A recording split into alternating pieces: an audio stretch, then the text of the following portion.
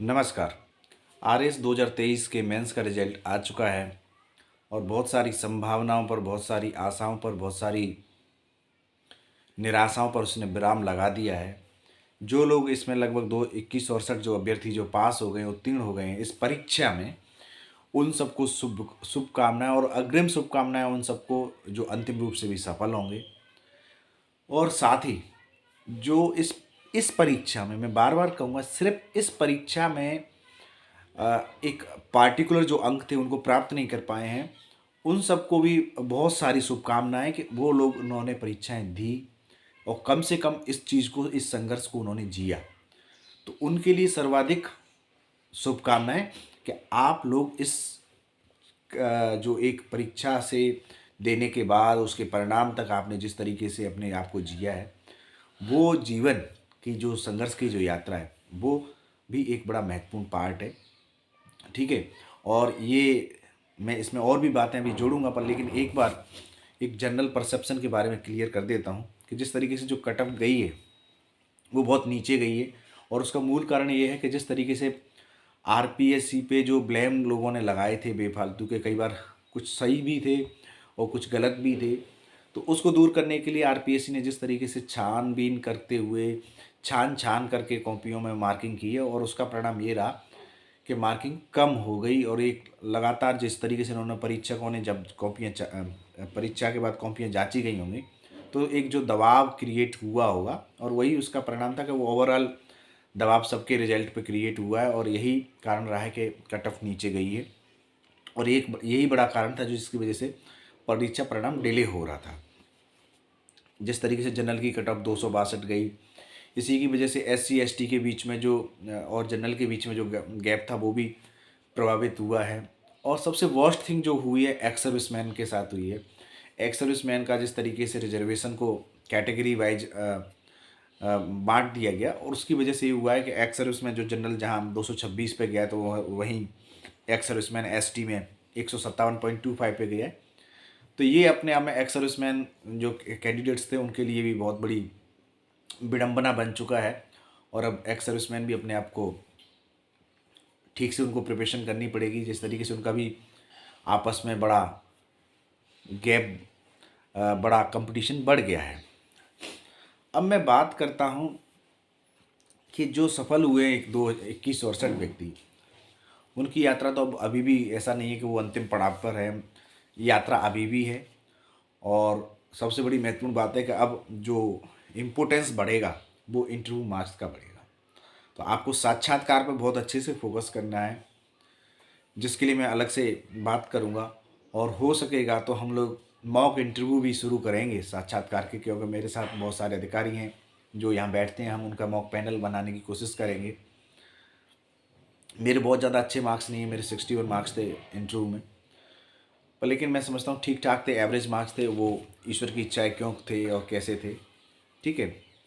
पर अब मैं बात करता हूँ जो इस परीक्षा में 262 मार्क्स, 262 मार्क्स का जो ऐप या जो भी उनकी कट ऑफ का रेशियो था उसको क्रॉस नहीं कर पाए हैं, उनके लिए बात करता हूँ। तो ये बात मैं पहले कर देता हूँ कि एक सामान्य परसेप्शन है लोगों को कि वो असफल हो गए हैं, तो मैं तो उनको बिल्कुल असफल नहीं मानता हूँ। ये सिर्फ एक यात्रा होती है, और इस यात्रा में कौन कहाँ तक, किस मंजिल तक पहुँचता है, ये डिपेंड करता है उस बहुत सारी चीज़ों पे। कोई एक चीज़ इसको डिपेंडेंसी, इसका सिर्फ ये नहीं है कि वो व्यक्ति पढ़ने में ठीक नहीं है या उसने मेहनत ठीक नहीं की है। तो इस तरीके से यदि कोई फैमिली मेम्बर समझ रहा है या कोई सोसाइटी में व्यक्ति समझ रहा है तो वो गलत है। इस बात को बिल्कुल समझ लीजिए, क्योंकि मैं उनके लिए कहता हूँ कि हमेशा के गिरते हैं सहसवार ही मैदान जंग में, वो तिफल क्या गिरेंगे जो घुटनों के बल चले। तो पहली बात तो ये है कि उन्होंने यात्रा की है, ये सबसे बड़ा महत्वपूर्ण है। ये महत्वपूर्ण है कि उन्होंने इस परीक्षा को दिया है, उन्होंने इस परीक्षा को जिया है।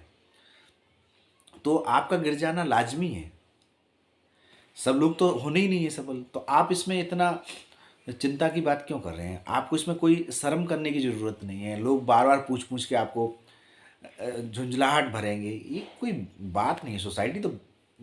सोसाइटी का मानक पता नहीं क्या है, मैं कभी आज तक नहीं समझ पाया हूँ इतनी साल में। तो आपको इसमें ज़्यादा समझने की ज़रूरत नहीं है, वो उनका जीवन है और आपका जीवन है। आप अच्छे थे और अच्छे हैं, तभी आपने इस मार्क्स को दिए। जितने भी लोगों ने प्री क्वालिफाई किया यार, नो डाउट वो लोग टैलेंटेड व्यक्ति हैं, ठीक है। नंबर एक बात, मैंने बहुत सारे आईआईटीएन हैं मेरे स्टाफ में, आईआईटीएन फेल हो गए हैं, दूसरी बार भी फेल हो गए हैं। तो क्या मतलब ये थोड़ी कि परीक्षा में वो, बात यह है कि वो परीक्षा के उस स्टैंडर्ड्स पे इसको क्रॉस नहीं कर पाए, तो उसमें लक भी होता है भैया। आप देखेंगे जब कॉपियाँ आएंगी तब आपको पता चलेगा कि आपके बगल वाले को उसी में कुछ एक्स्ट्रा मार्क्स मिले और आपको कम मिले। दूसरा, आप इसको ये ना समझें, कई लोगों को रात से फ़ोन आ रहे हैं मेरे पास कि सर ऐसा हुआ, मैं टूट गया हूँ या मैं टूट गई हूँ। नहीं, कुछ सोचने की ज़रूरत नहीं है। देखो, नंबर एक बात तो ये ज़िंदगी नहीं है।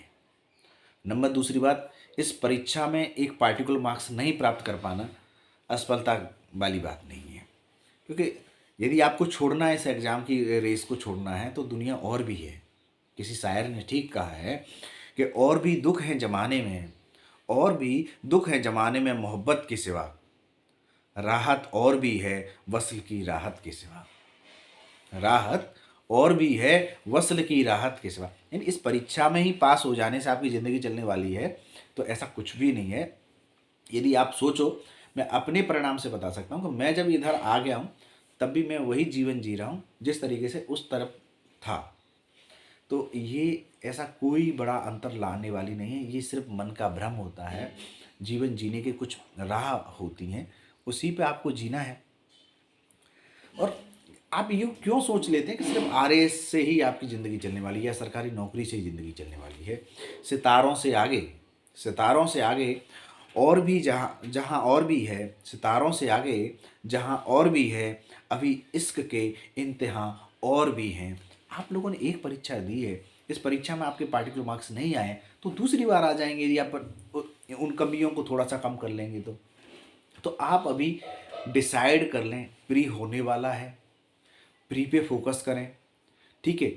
आप जो हुआ सो बीत जाएगा, भूल जाइए। मैंने 5 बार प्रयास किया था सेना में, यूपीएससी के माध्यम से होने वाली, एसीसी के माध्यम से 3 बार और 2 बार डायरेक्ट एंट्री के माध्यम से सेना में एक कमीशन्ड ऑफिसर्स बनने का, लेकिन नहीं हुआ मेरा।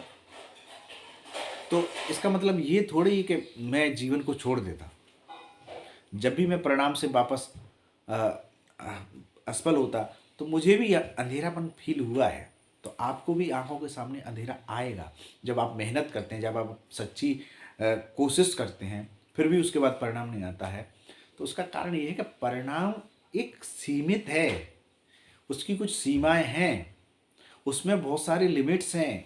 आपकी मेहनत है तो लक भी है, आपकी मेहनत है तो रिजर्वेशन भी है, आपकी मेहनत है तो आपके साथ कोई ट्रेजेडी भी है, आपकी मेहनत है तो आपके घर में कमियां भी हैं, आपकी मेहनत है तो आपके साथ साथ सामाजिक तनाव भी है, आपकी मेहनत है तो बीमार होने के भी चांसेस हैं, आप हैं तो बहुत सारी बातें जुड़ जाती हैं, रिश्ते हैं, नाते हैं, आर्थिक परेशानियां हैं, तंगियां हैं, लिखते समय कुछ भूल जाना, ये बहुत सारी बातें हैं।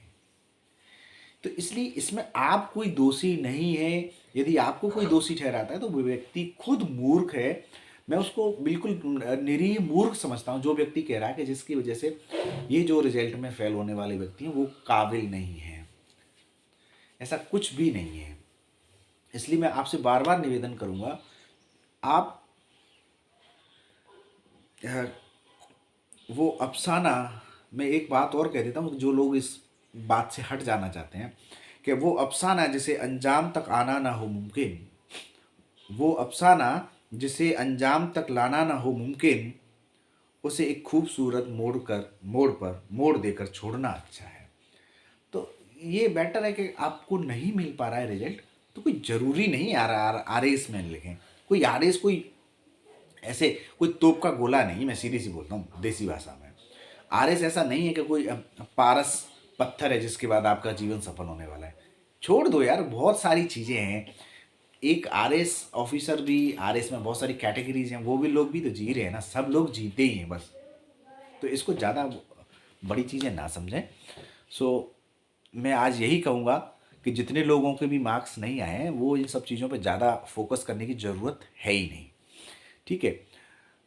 और धन्यवाद, आप लोगों ने मुझे समय दिया सुनने के लिए। नमस्कार।